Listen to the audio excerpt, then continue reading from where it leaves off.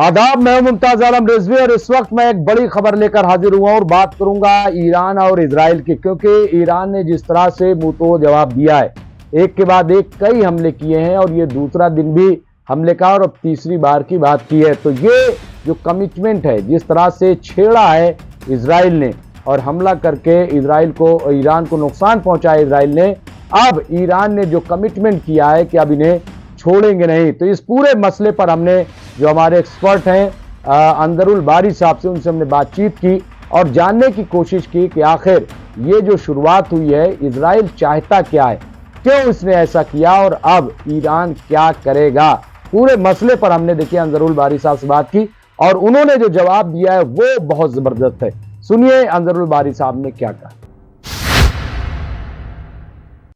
शायद इजराइल की तारीख में ये पहला मौका होगा जब इतने बड़े हमले हुए और इजराइल रोकने में नाकाम रहा। मैं लेकर के आ रहा हूं जो हमारे एक्सपर्ट हैं यहाँ पे अंजरुल बारी साहब को, जो सीनियर आप देखिए जर्नलिस्ट है, सीनियर जर्नलिस्ट हैं, मिडिल ईस्ट पर बड़ी गहरी नजर रखते हैं। मैं कई और अपडेट दूंगा आपको बीच बीच, लेकिन मैं अपने एक्सपर्ट को बहुत देर तक पर्दे गैब में नहीं रख सकता, तो इसलिए उनका मैंने ज़ुहूर कर दिया है आपके खिदमत में। तो ये अंजरुल बारी साहब मिडिल ईस्ट पर और खास तौर से जियो पॉलिटिक्स पर बड़ी गहरी नजर रखते हैं। मैं इनका इस्तकबाल करता हूँ, खैर मकदम करता हूँ। और ये सोशल एक्टिविस्ट भी हैं, ये जिस तरह का काम करते हैं वाकई जो है ये काबिले मुबारकबाद भी है, काबिले सताइश भी है। तो यहाँ देखिए ईरान ने क्या लिखा है, हेडिंग चल रही है कि ईरानी मिसाइल आयरन डोम को चीर फाड़ कर निकल गए। ये है ईरान की ताकत। कोई जो है डिफेंस काम नहीं आया कल। अंजर साहब कोई डिफेंस, क्या कहेंगे, अब भी नेतन्याहू धमकी दे रहे हैं, अब भी नेतन्याहू जो है वो कह रहे हैं राम राम, अमित शुक्ला जी आपको राम राम, सबको सलाम प्रणाम सब कुछ, हम हैं हिंदुस्तानी और अहिंसावादी, हमारा नारा है अहिंसा परमो धर्मा। हमने कल भी कहा था, दोपहर के लाइव में भी कहा और आज भी कह रहा हूं, हम जंग के हक में नहीं है, हम बिल्कुल इस हक में नहीं है इधर या उधर या कहीं के लोग मारे जाएं, बिल्कुल नहीं। जंग अगर किसी को करनी है तो जो दुनिया के कानून बने हुए हैं, जो जंगी कवानीन है, उसके तहत जंग लड़ी जाए। और एक चीज जो आज फिर बहुत मीडिया में वायरल है, वो बयान है हमारे पूर्व प्रधानमंत्री, जो हमारे साबिक वजीर आजम हिंद, जिन्होंने लाल किले के फसील से अटल बिहारी वाजपेयी जी ने कहा था कि इजराइल काबिज है, इजराइल ने कब्जा किया हुआ है फिलिस्तीन पर, फिलिस्तीन फिलिस्तीनियों का है और एक दिन इजराइल छोड़ना पड़ेगा। ये हम नहीं कह रहे,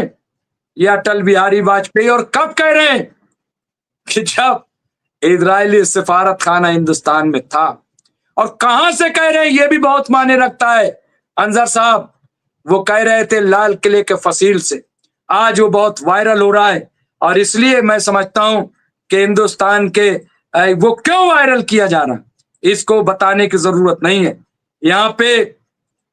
अब अमित शुक्ला जी कह रहे हैं कि स्टेट ऑफ हॉर्मुज का बंद करने का फैसला 24 घंटे पहले ले लिया गया था, मगर मित्र राष्ट्रों को नुकसान नहीं हो इसलिए ईरान ने अभी तक बंद नहीं किया। ये है ईरान, 3 पायलट अरेस्ट हो चुके, 3 पायलटों को कब्जे में लिया है, ये जयदीप साहब बुंदेला बता रहे। बहरहाल सबसे पहला सवाल जो आपके खिदमत में मैं पेश कर रहा हूं अंजर साहब, कि क्या लग रहा है आपको, अब भी नेतन्याहू धमकी दे रहे हैं, अब भी नेतन्याहू कह रहे हैं कि आग का गोला बना देंगे, अब भी जो है वो ईरान को धमका रहे हैं, 2000 मिसाइलें तैनात कर दी ईरान ने। अंजर साहब बहुत शुक्रिया मुमताज। जाहिर है कि आपने जिस तरह से तमाम खबरों को बताया है, लेकिन हम आपको ये बताएं कि इस पूरे मामले में जो अमेरिका और इजराइल ने ईरान को लेकर के जो एक ये सोच रखी थी कि शायद इजराइल की तरफ से ईरान के ऊपर कुछ हमले होंगे और उस हमले के बाद ईरान जो है क्योंकि अलग थलग बिल्कुल से पड़ा हुआ है और ऐसी सूरत में ईरान फौरन सरेंडर कर जाएगा और जौहरी जो उसका एटॉमिक जो समझौते की बात चल रही है वो झुक करके ईरान जो है समझौते को करेगा। लेकिन ईरान ने जिस साबित कदमी के साथ और जिस मजबूती के साथ उसने इजराइल और अमेरिका के इस मंसूबे को एक तरह से नापाक जो अज़ाइम थे अमेरिका और इजराइल के इन दोनों को एक तरह से नाकाम किया और खुद अब अमेरिका को ये समझ में आने लगा कि शायद उसने कुछ ज्यादा इमेजिनेशन तस्वुर कर रखा था इजराइल को लेकर के। उसको ये पूरी उम्मीद थी कि इजराइल का हमला जो है ईरान को झुकने पे मजबूर करेगा और ईरान का जो अड़ियल रवैया है वो कहीं ना कहीं सरनगू होगा और वो एक तरह से दबाव में आएगा। तो ये यहाँ पर अमेरिका की एक बहुत ही बड़ी रणनीतिक गलती के तौर पर इसे देखा जा रहा है दुनिया भर में और तरह तरह के सवाल जो है खड़े किए जा रहे हैं क्योंकि अमेरिका की साख दांव पे लगी हुई है। अमेरिका इस वक्त उसकी सिचुएशन ये है कि ईरान एक ऐसी गले की फांस बना हुआ है जिसे न निगला जा सकता है ना ही उगला जा सकता है। हम आपको बताएं कि इससे पहले जब ये पूरा ऑपरेशन अंजाम दिया जाना था उससे पहले चूंकि यहूदियों का एक जो जायोनिस्ट है खासतौर से कट्टर जो यहूदी माने जाते हैं उनके बारे में ये कहा जाता है कि जब भी वो कोई मुसीबत में आते हैं या किसी तरह का कोई काम अंजाम देने के लिए वो आगे बढ़ते हैं तो वो दीवारें गिरिया पर पहुंचते हैं। तो ठीक इसी तरीके का जो है तरीक़ेकार जो है नेतन्याहू ने भी अपनाया और वो ईरान पर हमला करने से पहले दीवारें गिरिया पहुंचे। वहां पर उन्होंने गिड़गिड़ाकर उस दीवारे गिरिया पर जाकर के गिड़गिड़ाए और इस पूरे ऑपरेशन में सक्सेस के लिए उन्होंने दुआएं मांगी हैं। हालांकि ये जो उनका ये पूरा ऑपरेशन कितना सक्सेस हो पाएगा ये तो वक्त बताएगा। लेकिन बज़ाहिर ऐसा महसूस हो रहा है कि शायद इजराइल की ये गलती हुई है कि उसने ईरान को इस तरह से एक कमजोर तस्वुर किया था लेकिन ईरान यहाँ पर फिलहाल किसी भी तरह से पीछे हटता हुआ नजर नहीं आ रहा है। इसके अलावा एक खबर और हम आपको बताते चले कि 16 तारीख को इजराइल के प्राइम मिनिस्टर जो कि एक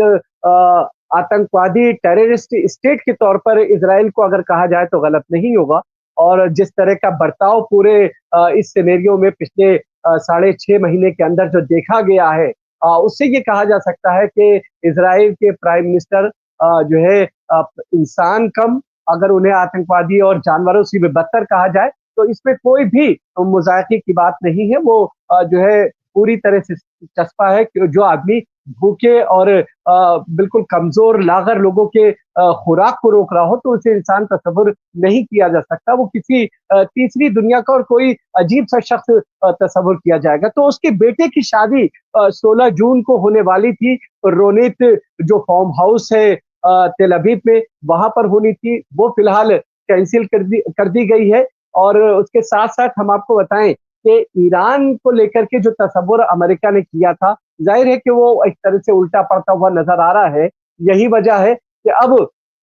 इस पूरे मामले में जो पूरा तरीका देखा जा रहा है उस पूरे मामले में अमेरिका जो कहीं ये कहा जा सकता है कि वो एक तरह से घिरता हुआ नजर आ रहा है। अमेरिका इंटरनल अपनी पॉलिटिक्स में एक तरह से फंसा हुआ है। जिस तरह के विरोध प्रदर्शन खास तौर से लॉस एंजेलिस और अमेरिका के अंदर हो रहे हैं उसने ट्रंप को एक तरफ फंसा रखा है। इसके साथ साथ मिडिल ईस्ट का पूरा मामला है और यूक्रेन रूस का भी पूरा मामला है। तो कई मुहानों पर इस वक्त ट्रंप फंसे हुए हैं और यही वजह है कि उनको समझ में नहीं आ रहा है कि वो आखिर क्या करे। तो उन्होंने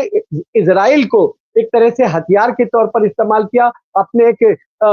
सब गुंडे के तौर पर उन्होंने इजराइल को इस्तेमाल किया और सीधे तौर पर उन्होंने इजराइल का इस्तेमाल करते हुए ईरान को जो है जौहरी जो न्यूक्लियर समझौते की बात चल रही थी उस पर झुकाने की कोशिश की है। और यहाँ पर फिलहाल ईरान ने जिस साबित कदमी का मुजाहरा किया और जिस मजबूती के साथ उसने पलट करके वार किया है वो अपने आप में दुनिया भर के लिए ही नहीं बल्कि अमेरिका और इजराइल ये खुद इस पूरे मामले पर बहुत ज्यादा हैरत ज़दा है। जिस बड़े पैमाने पर इजराइल के अंदर तबाही देखने को मिली है, क्योंकि आज की रात चाहे ईरान हो, तेहरान हो या फिर जो है तेल अवीव हो, दोनों जगह पर इस वक्त ये कहा जा सकता है कि आज की रात दोनों के लिए जो है एक तरह से मुश्किल भरी रात कही जा सकती है। एक तरफ ईरान ने अपने तौर पर ऐलान कर दिया है कि वो किसी भी कीमत पर 2000 से जायद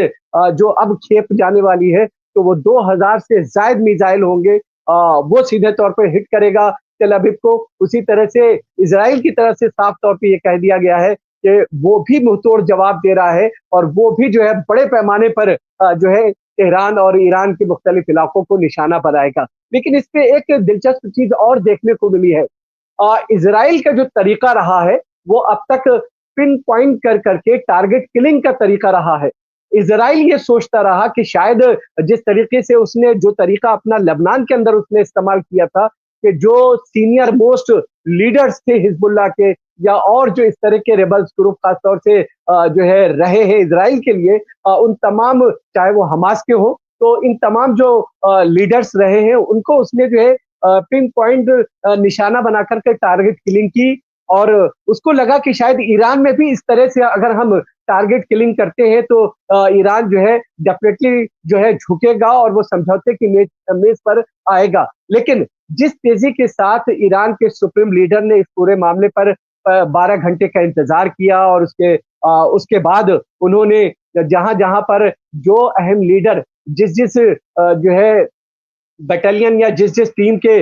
जो लोग थे, जो लीडर इनके मारे गए, उनकी जगह पे नई नियुक्तियां उन्होंने की और उसी अंदाज की वो नियुक्तियां की हैं। हालांकि जो ताजा हमले हुए हैं उसमें भी जो है बड़े पैमाने पर ये कहा जा सकता है कि इजराइल ने जो है टारगेट किलिंग के तौर पर इस्तेमाल किया है। और ये जो पूरा ऑपरेशन इजराइल चला रहा है उसमें इस पूरे ऑपरेशन से पहले उसने ये सुनिश्चित करने की कोशिश की है कि मोसाद के जो एजेंट है वो बराबर वहां पर एक्टिव हो और उनको पूरी तरह से उसने एक्टिव करके इस पूरे रोल को अंजाम देने की कोशिश की है। तो ये जो एक टारगेट किलिंग के जरिए से उसने ये सोचा था, फिलहाल ये भी एक तरह से उल्टा पड़ता हुआ नजर आ रहा है। यही वजह है कि इस वक्त अमेरिका और इजराइल दोनों के लिए फिलहाल ईरान एक तरह से मुसीबत बन चुका है। हालांकि ईरान की तरफ फिलहाल अभी तने तनहा और एक अकेला मुल्क है जो अपने दम पर जो है अमेरिका और इजराइल को मुकाबला कर रहा है, इन दोनों ममालिक से फाइट कर रहा है, सुपर पावर से फाइट कर रहा है। और दूसरी तरफ जो है अगर ये कहा जा सकता है इनडायरेक्ट वे में इजराइल के साथ अमेरिका सुपर पावर के साथ साथ पूरे यूरोपियन मुल्क और पूरे अरब ममालिक भी एक तरह से ये कहा जा सकता है कि वो तमाम के तमाम उसके साथ बराबर शाना बशाना खड़े हैं। ये एक अलग बात है कि बयानबाजी के तौर पर उन्होंने जरूर कंडम किया है इस पूरे जो है इजराइल के जरिए से जो हमला किया गया है उसको एक तरह से कंडम जरूर किया है, लेकिन अंदर खाने तमाम अरब ममालिक फिलहाल इजराइल के साथ खड़े हुए हैं और एक अकेला तने तनहा ईरान है जो मजबूती के साथ इजराइल और अमेरिका का मुकाबला करता हुआ नजर आ रहा है। मुमताज, किस तरह से ये जो खबर आ रही है कि नेतन्याहू को अब छोड़ना पड़ा है, ये कैसे देखते हैं आप?